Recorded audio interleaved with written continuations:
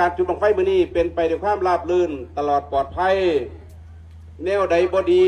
บ่งามอย่าได้เกิดบั้งไฟขึ้นลงในจุดที่โล่งที่แปลนอย่าได้เกิดความเสียหายกับทรัพย์สินของพี่ของน้องให้ตลอดปลอดภัยให้ราบรื่นลุล่วงด้วยดีบั้งไฟบั้งแรกได้รับเกียรติจากทีมงานเทพอุดรโดยการสนับสนุนของคุณพ่อผู้ใหญ่ชูศักดิ์นักร้องผู้ให้การสนับสนุนจุดเปิดงานในมื้อนี้มือที่2ขอให้ขึ้นสูงลงซ่าตกใกล้ๆได้หลายๆทุกจุดทุกมองเสร็จสับเรียบร้อยขอให้ทีมงาน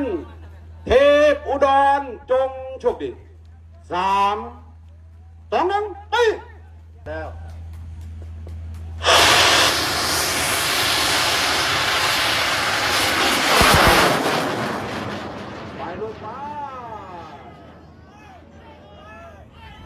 ที่นี่เลยเทพ คัน อุ ป ด ลาย ร ก็เกิดฟ้าสิขึ้น คันปลายก็เกิดฟ้าสิขึ้น คันที่ยืนเบิ่งกัดบ่ได้ คันที่ยืนเบิ่งกะบ่ได้ ย้อนว่าข่อยเราเป็นคนมักไล่ ย้อนว่าข่อยเป็นคนมักไล่ ออกจากบ้านละนาซึ้นตาบาน ออกจากบ้านละนาซึ้นตาบาน ย้ำเมื่อบานแก่เสื้อผ้าบ้า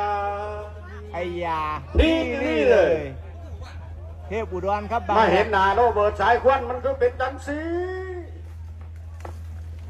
โอ้ยโหแดดคือหวันเดี๋ยวบานโทร โย ศัพท์ กติดเรียบร้อย โทรศั